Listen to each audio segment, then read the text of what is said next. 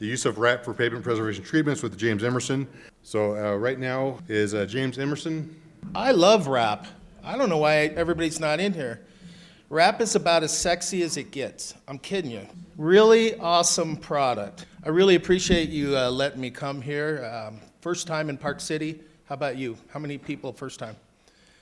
Is it cool to see snow? Guess where I'm from. Southern California. So I left with 78 degrees, smoke-filled. You've heard the story. In my shorts, because that's what we do. Show up to the front desk here in my shorts. Lady goes, "You must be from California." So it all worked out great, but thank you. 30 years, I'm not an engineer, but 30 years of field experience. This is my forte. And I love pavements. And you may have heard this at another conference, but I did bring my wife today and she hasn't heard this. But I love pavements as much as my wife loves Nordstrom. I am not kidding. And I show her roads all the time, and she goes, yeah, I've seen that recycled road. It's 25 years old. Boy, if I pass a Nordstrom rack, it's time to start. Okay, you can see I'm really trying to kill some time. We are a little ahead of schedule, but I'm going to talk about reclaimed asphalt pavement, primarily in pavement preservation, but I want to share with you the value that can be used in rehabilitation. This is not a Photoshop copy of this is one of our local Irwindale pits that is about nearing the end of its life. And I don't know about you, but if you read a lot in California, there's no way to open new pits. It's virtually impossible. There's more trees that get, believe me, I run into trees on roads that I love to cut down, but no, I can't cut them down. Why? Because the tree roots are destroying the roads. But it's a very serious situation throughout the state.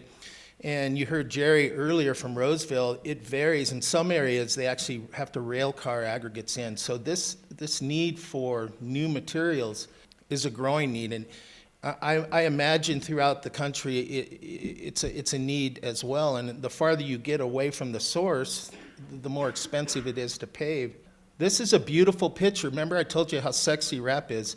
This is a really good looking picture. Now, this is not the picture of Jerry's pile.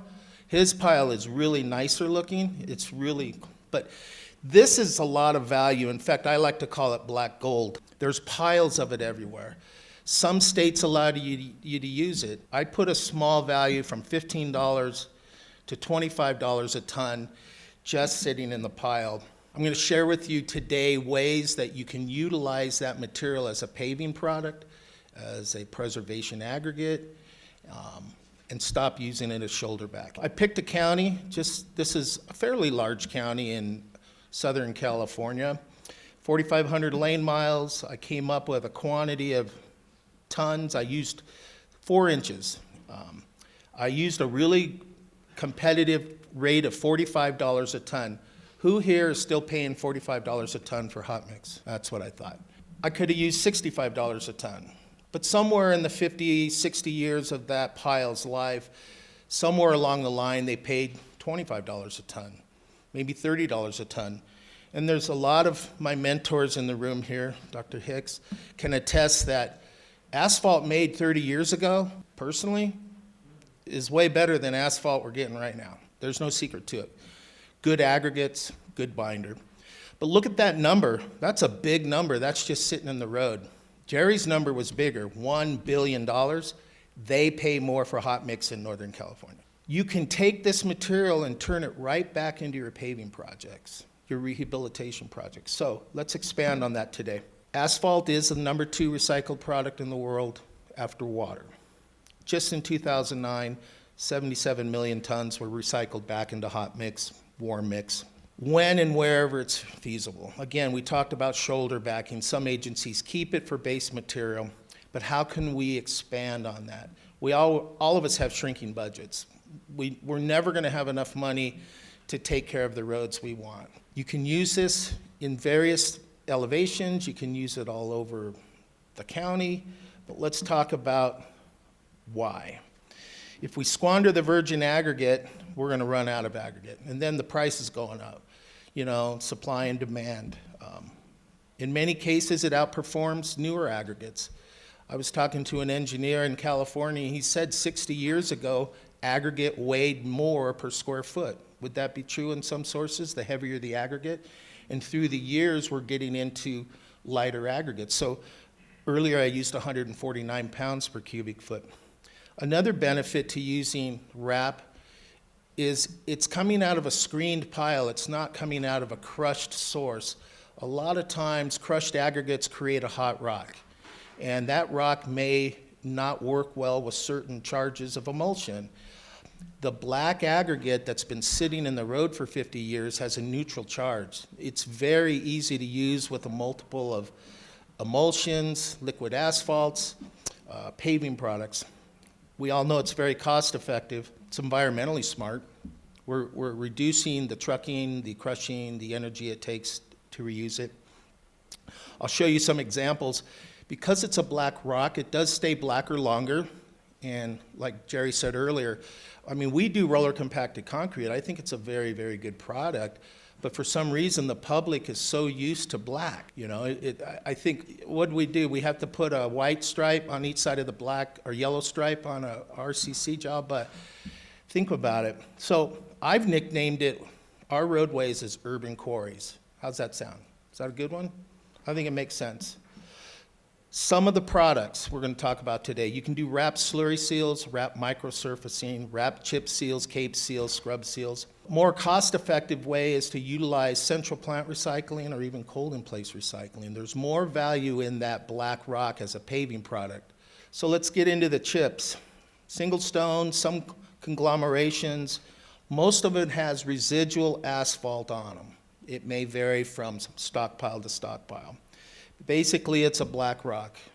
Good fractured faces.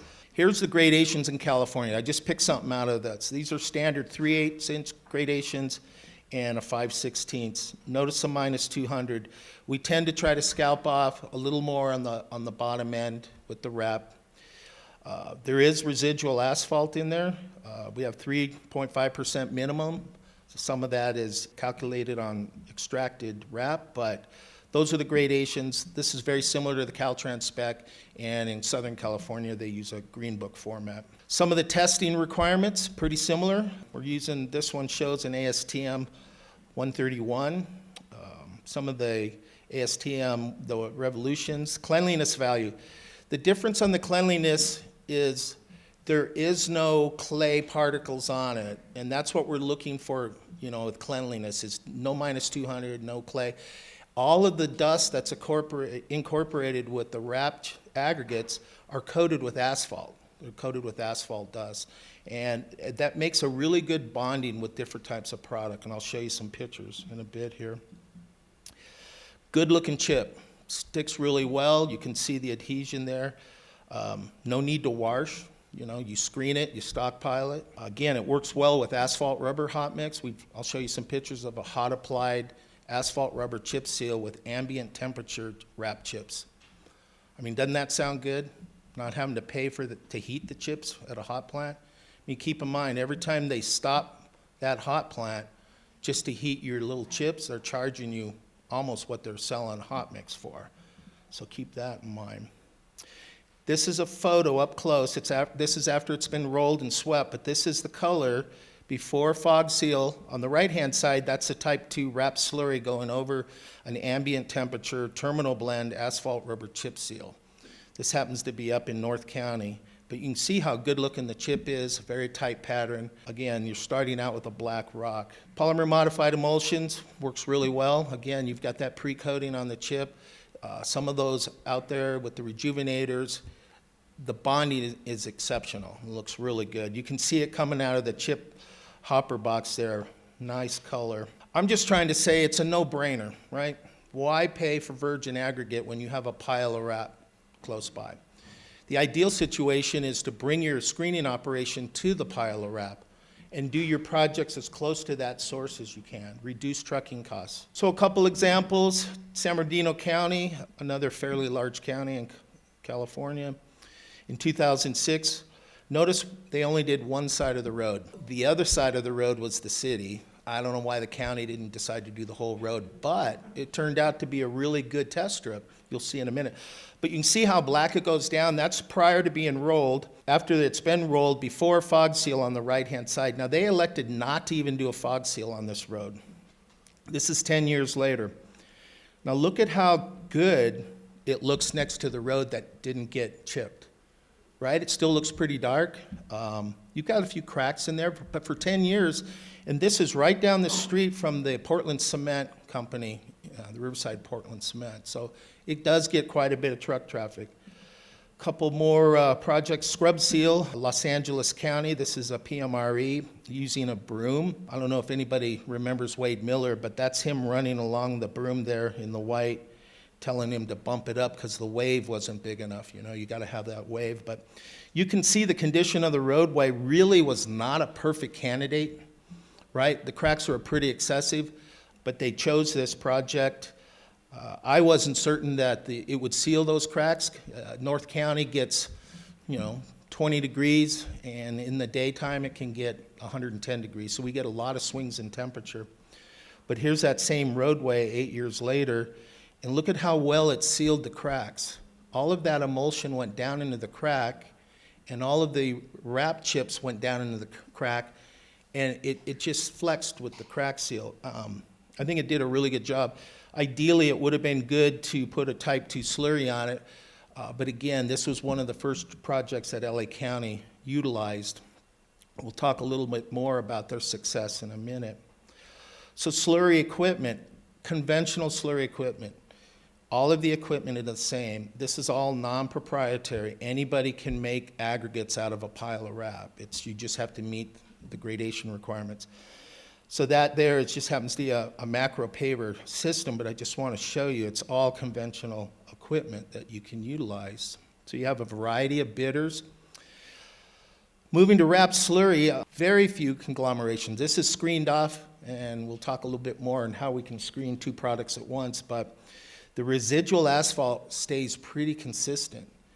Now this has got a much higher asphalt content in it. This replaces your Type 2 asphalt dust or asphalt aggregate, and you can see how much binder's in it. This is a pile of it, and believe me, if you leave that out in the sun for a year, it'll get hard again. So you got to process it and try to use the material. But that's the color of the asphalt dust, Type 2 gradation. Look at the difference in the amount of emulsion, though. I picked an ISSA amount, normally 12 to 18% emulsion added to virgin aggregate. That's quite a big bump.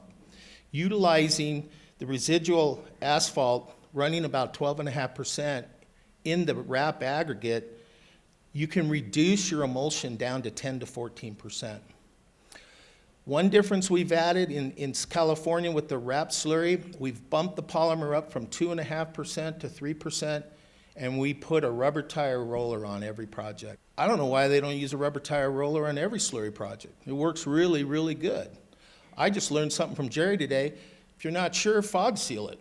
That's a great idea too, The rubber tire roller does a really good job of smoothing it out, getting rid of some of the tire marks, and the cost is exactly the same. In fact, if the wrap pile is closer to the project, you pick up all of the savings for freight costs. Is this making sense? Anyone here think it doesn't make sense? God, you're a great audience, man. I'm having a good time today. Another picture, you can see how dark it is. Jerry talked about you want to do your prepping a season before at least. You notice how they did the good crack filling. Product comes out really black and really smooth. In fact, I had to take a picture of the older way. I hate using the word conventional, but using a conventional aggregate with 2.5% polymer and then the wrap slurry with 3% polymer. And exactly 1 year later, you can see it is holding its color quite a bit longer. It's less susceptible to water stains, just what I hate because I love roads. Someone turns on the median irrigation water right on your brand new black road, and all of a sudden you're getting water stains on it. But you can see that looks really good.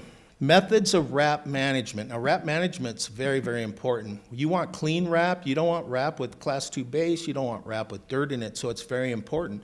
But we've helped set up agencies with wrap management. We actually go in there and allow them, they'll put it out as an RFP to manage their materials, make sure anything that has fabric goes over here. But look at that beautiful pile. You can utilize in-house wrap. Some agencies are collecting their wrap. They've realized the value of wrap. In fact, Jerry talked earlier, sometimes when they get a little short on funding, he turns around and sells that pile of wrap to the local hot plant. Does that work pretty good, Jerry? What do you think about that, selling that wrap to the hot plant? I think he's getting more than $15 a ton, and I think it's great. But it gives you another added asset that you can use. This is a large facility. There's facilities in California called reclaim aggregates. All they do is take wrap and they fractionate it into product and they sell it to all of the competing contractors. Just happens to be a picture of one on a nice foggy day. That's a rare day for Southern California. But you can see they're actually fractionating the material into 3 different piles. You can actually do it out in the field and do it on site as well. You can bring a portable screening plant. Just a shot of some of the 5/16 chips. So out in the desert, Desert Center, Phoenix, Indio, nothing in between, right? Desert Center. Caltrans did a huge milling job, milled off 20,000 tons of asphalt, stockpiled it on Eagle Mountain Road. One of the maintenance engineers there, John Hubbs, this is about 12 years ago, came up with an idea.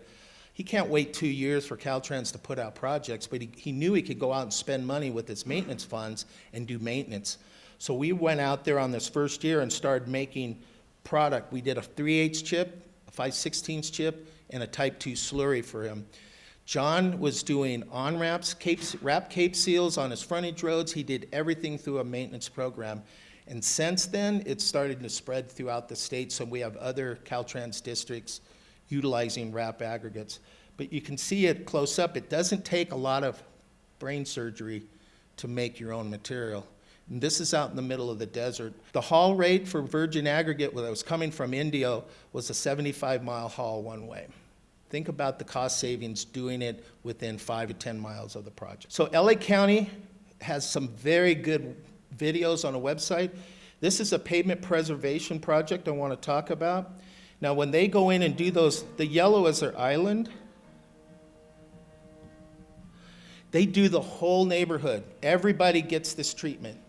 That way, everybody gets a cape seal. Not one person gets an overlay, but everybody gets a cape seal.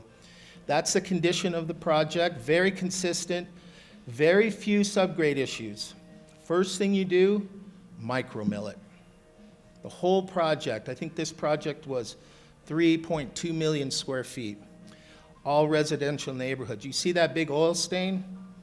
You know, the micromilling helps remove the oil stain. Then you come along with the skid steer and peel off all that slobber. I call that poor construction from the previous job. But that's what you do. You clean up that edges and give it a nice... Now, not only do you get smoothness now for the neighborhood, you get better bonding with micromilling. Scrub seal, or scrub broom, eliminated the need for crack filling, wrap aggregates going down.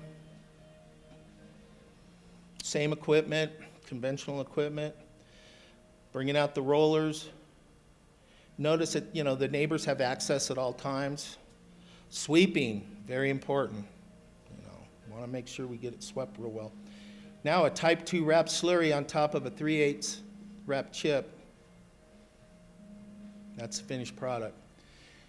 LA County is utilizing cape seals in neighborhoods. They replaced their thin mill and fills with cape seals. They realize they're going to get 8 to 10 years maximum. Right now they're on average 8 years. But the cost for a micro mill and a cape seal in a residential neighborhood is running about 50, 60 cents a square foot. That's approximately 1/3 of a mill and fill in that area.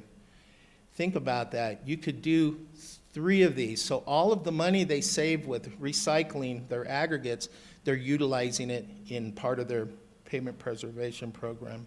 Okay, real quick, Central Plaque. We're moving to rehabilitation. Central Plant recycling, same idea. Take a clean pile of wrap and use it as a paving product. A lot of agencies have their own wrap, but most projects are put out to bid. You mill it, you stockpile it, you prep the subgrade, you run it through the plant, and you pave back that neighborhood with the recycled asphalt. Then they can come back and put a reduced surface treatment on it. Some agencies are putting a cape seal, most agencies are putting a thin lift. The nice thing about the cold central plant recycling, it still has the strict requirements as cold in place recycling in California. Strict requirements on mix design, testing, quality control, quality assurance. It just allows you to recycle 100% of the asphalt back into your project. It's very portable. Those of you who have been to Yosemite National Park, you'll know that the nearest hot plant is about 80 miles down the hill, just outside of Fresno and Lemon Cove. That's an expensive haul rate. They're paying almost $150 a ton to get hot mix up the hill. The smart engineer realized the benefit of recycling. In the previous year, he did all the milling up on the hill, and he kept all the grindings. The next year, he put out a cold central plant project, RFQ. People bid on it. They came in, and I just love this picture. It doesn't get greener than that, putting your portable plant up in Yosemite.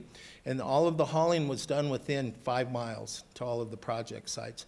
They ended up putting a double chip seal on the project and virtually eliminated any import coming into the project. The cost savings and the reduced carbon footprint were amazing.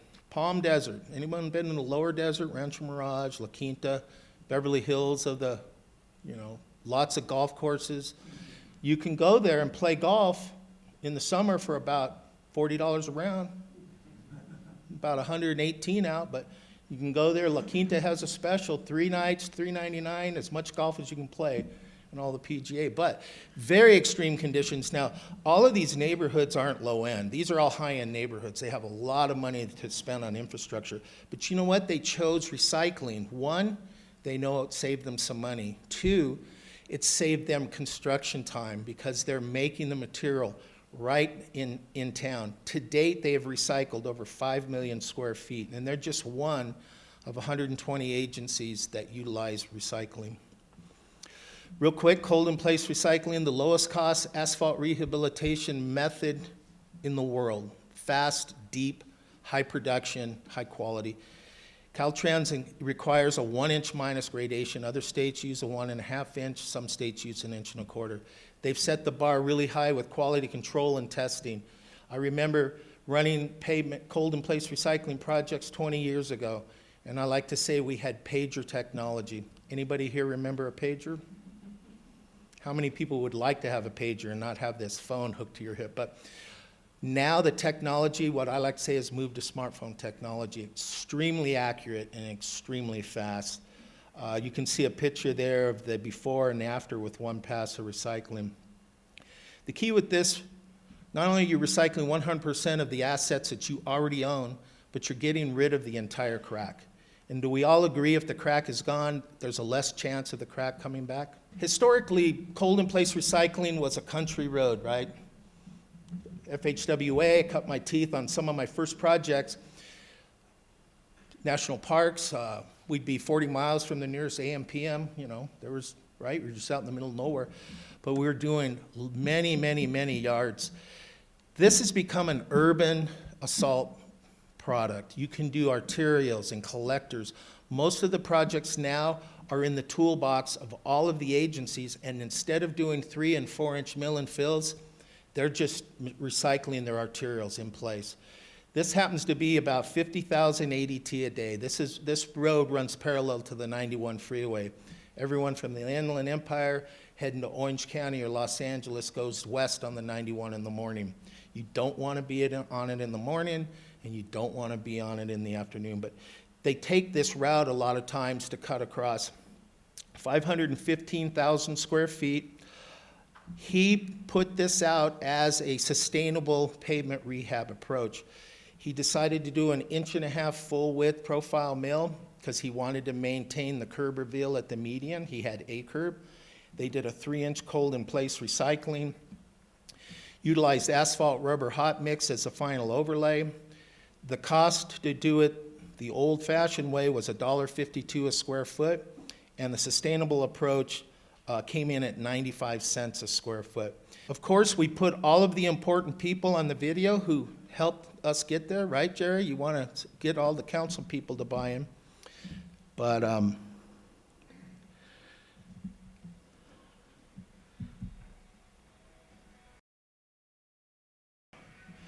So we took our drone. This is an arterial. We're working on the inside lanes. Notice traffic's flowing on each side. We utilize a small milling machine. This happens to be a working machine cutting right up against the A-curve. This way we're able to process an 18-foot wide pass all the way to the lane line, so we don't have to pick up. The nice thing about a multiple unit is you can use a smaller machine and dump extra material in front of it. We've actually done projects where you just windrow material if you want to have a thicker section. But you can see cars are, getting in and out of the businesses. Once it goes through the single unit, it creates a 1-inch minus product. It gets mixed and blended. It's one continuous operation, and then it's picked up and loaded into a paver.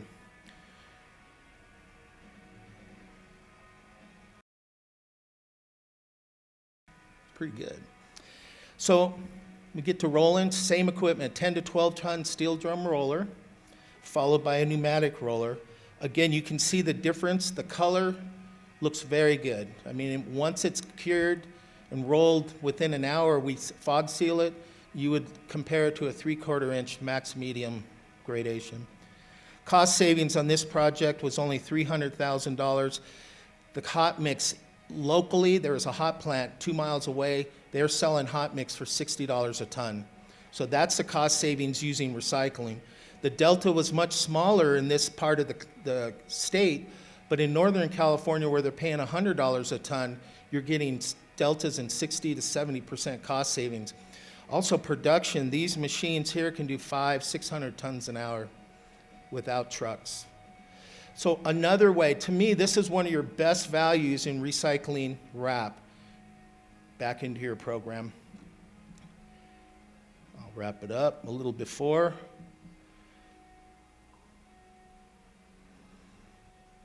After.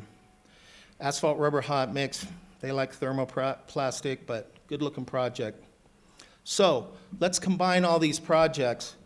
Los Angeles County back in 2009, dear friends, Imelda Diaz, I'll talk a little bit about her in a minute. She was the person that initiated their hybrid pavement management system. They couldn't keep up. They went from a worst first approach to a sustainable approach, and they utilized pavement preservation. You can see here, they got 12 cold-in-place recycling projects, 6 central plant recycling projects, 14 cement stabilization projects, and 62 preservation projects. Again, preservation's your big tool, but all of the money they saved with a sustainable rehab and reconstruction, they put right back into their preservation program. Look at some of the totals: 80% reduction in energy, 84% reduction in greenhouse, 415,000 cubic yards diverted from landfill. But the magic number that agencies want to hear is it was a $52 million savings utilizing pavement preservation and a sustainable approach with pavement rehab. They actually quantified down to kilowatts, but on this one they calculated how many cars were taken off the road, so equivalent to 6,500 vehicles taken off the roadway. My good friend Imelda, beautiful person. Imelda had to retire a couple years ago. She's battling breast cancer and she's doing quite well, but her and I and a few other people have become very good friends. And she always told me, because we're out in the field a lot, you should have seen this young lady, she'd be in front of 50 men, and she's only about this big. She commanded the conversation. She commanded the quality control. But she always told me, you can't always plan for everything. She goes, whatever you put down, you got to look out for weather, right? How many of you you start the project and all of a sudden you have some weather? What about temperature? It's cold. You don't want to do chip seals really when it's too cold. And again, you don't want to do chip seals when it's really too hot. So temperature. And what does this affect? It could affect the finished surface, right? But her and I like to say, we're out in the field. This is what's going to happen. Anyway, I'm going to leave you with my only comedy pictures. I don't think there's many potholes like this in any of your agencies, but I really want to thank you for allowing me to speak here. And I think we're a little ahead of schedule. If there's any questions, I'm happy to answer them. How much work do you do up front to make sure that the pavement's structurally adequate? Because in Idaho, at least probably in the past 20 years, we had a lot of pavements that, we could do cold in place recycle on, and, structurally it's the damage is down deeper and it's really it won't work. So what kind of stuff do you do to make sure that that's the correct solution? It's a very good question. So I had 30 minutes, so I took out a lot of slides. My third slide in my presentation is an engineered approach. Every project must have an engineered approach. We believe in going out and doing due diligence with core data gathering, and not just in the travel lane, but on the shoulders, which a lot of times it's thinner on the shoulders, out in the center line. We like to use DCP, dynamic cone penetrometer, because it's a low-cost, quick testing. Some agencies go ahead and do samples and run their R values. It has to be the right tool at the right time on the right project. We've done a couple projects in Idaho. We actually were able to introduce the first use of going away from high calcium quicklime. I don't think we're involved with the pre-data gathering, but every project should be investigated. If it's not a good platform and it won't support the construction equipment, it's not a good candidate. It's probably a better full depth reclamation candidate. Yeah, some of the agencies who do this don't own a FWD, so we have the independent geotechs and do a dynamic cone, and it's a pretty good indicator. They'll do 60 tests. On that City of Corona job, Yes, sir. it looked like you milled the fast lane to a depth of 3 or 4 inches and then spread it over the other lane, so you didn't have the same depth of material above the existing pavement. Did I miss something there? A little deceiving. Actually, my son was on the mill, so he was going so fast it was probably a blur. But because of the median A curb and the parkway, they wanted to maintain straight grade. They did not want to increase structure in the middle. They did an 1.5 inch profile mill across the entire lane. That milling machine that was next to the curb, A curb, was cutting 3 inches deep, which was the recycling depth, putting it in front of the train. That train now is 12.5 feet, was recycling 3 inches. So that was a 3-inch cut, but the machine processed all the material. When it was dropped in the windrow, the paver opened up and picked that up. So you're absolutely right. The nice thing about it is you can do turn pockets, shoulders, and right turn lanes. Some of the equipment out there can only do travel lanes because it doesn't allow for depositing wrap. We did a very large job for the state of Nevada. They had a stockpile of wrap, and we windrowed. We wanted to add 1.5 inches to the recycling section, and they actually windrowed extra material in front of the train to give them a thicker section. But So on your wrap slurries, what about your set times? Can you tell us a little bit more about that? Because I would think that the aggregate obviously is not reactive, right? right, it's a So neutral charge. Kind of tell us how long are your set times, and can you touch on about what kind of performance you're getting out of that finished product? As far as performance, we're getting the same performance as a virgin aggregate.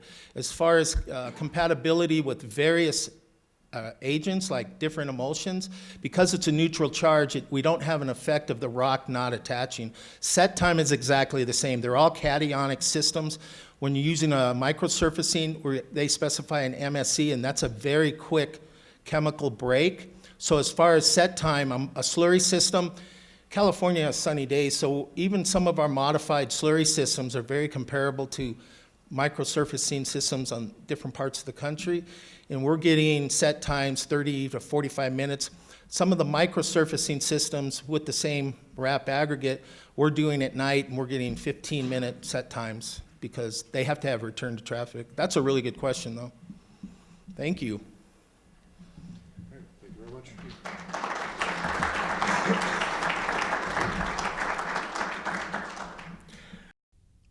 The preceding was produced by the National Center for Pavement Preservation. More information can be found on the web at pavementpreservation.org. Additional support provided by Michigan State University.